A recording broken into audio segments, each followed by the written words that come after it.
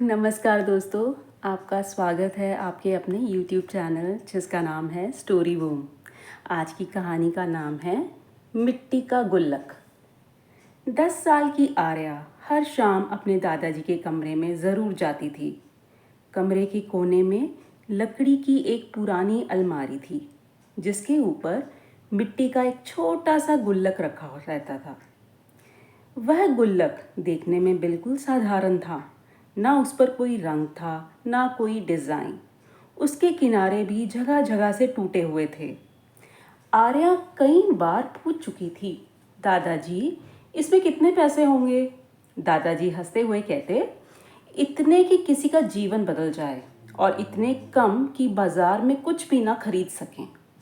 आर्या को ये बात कभी समझ नहीं आती। एक दिन उसने देखा कि दादाजी हर महीने अपनी पेंशन मिलने के बाद सबसे पहले उसी गुल्लक में एक सिक्का डालते हैं।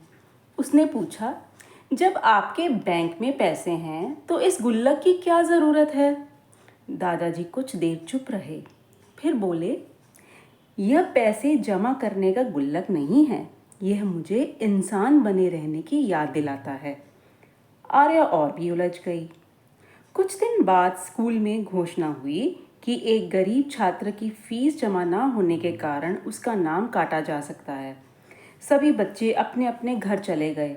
अगले दिन अचानक पता चला कि फीस किसी ने जमा कर दी है। किसी को नहीं पता था किसने। आर्या ने शाम को देखा कि दादाजी का गुल्लक अब पहले से हल्का लग रहा था। उसने पूछा, क्या आपने? दादाजी मुस्कुरा दिए। कुछ सवालों का जवाब मुस्कान ही होती है। समय बीतता गया। आर्या बड़ी हो गई, कॉलेज चली गई, नौकरी लग गई। एक दिन दादाजी बहुत बीमार पड़ गए। उन्होंने आर्या को अपने पास बुलाया और कहा, आज अलमारी से वह गुल्लक उतारो। आर्या ने सावधानी से उसे नीचे रखा। दादाजी बोले, इसे तोड़ दो। आर्या हैरान रह गई। इतने साल से संभाल कर रखा है, अब क्यों? दादाजी ने धीमे से कहा, कुछ चीज़ें रखने के लिए नहीं, आगे बढ़ाने के लिए होती हैं। कांपते हाथों से आर्या ने गुल्लक तोड़ा। उसमें केवल 51 रुपए निकले।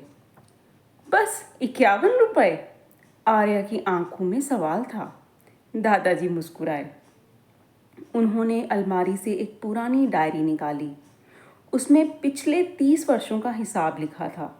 हर पन्ने पर एक तारीख और उसके सामने एक नाम, रमेश स्कूल फीस, सीमा दवा, विधवा कमला राशन, राजू परीक्षा फार्म, गीता किताबें। आर्या पन्ने पलटती गई। लगभग 300 नाम थे।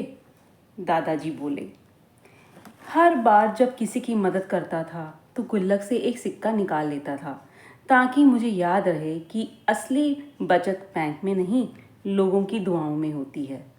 आर्या फूट फूट कर रो पड़ी। कुछ दिनों बाद दादाजी इस दुनिया से चले गए।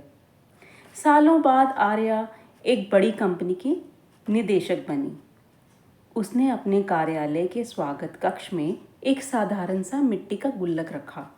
उसके ऊपर लिखा था, ये दान पात्र नहीं है, यह इंसानियत की शुरुआत है। हर महीने कर्मचारी अपनी इच्छा से उसमें एक सिक्का डालते। साल के अंत में वह राशि किसी ज़रूरतमंद छात्र की पढ़ाई पर खर्च की जाती। जब किसी ने आर्या से पूछा, इतनी बड़ी कंपनी और सिर्फ एक मिट्टी का गुल्लक? आर्या मुस्कुराकर बोली, मेरे दादाजी ने सिखाया था, दुनिया नोटों से नहीं बदलती, नियत से बदलती है। आज भी उस कंपनी में नौकरी करने वाला हर नया कर्मचारी सबसे पहले उसी गुल्लक के सामने रुकता है, क्योंकि वहाँ पैसे नहीं, एक इंसान की विरासत रखी है। तो इस कहानी से हमें क्या सीख मिलती है कि छोटी छोटी नेकियां मिलकर किसी की पूरी ज़िंदगी बदल सकती हैं। तो दोस्तों, मुझे पूरी उम्मीद है कि आपको ये कहानी ज़रूर अच्छी लगी होगी। हम एक नई कहानी के साथ फिर से आपके सामने हाजिर होंगे।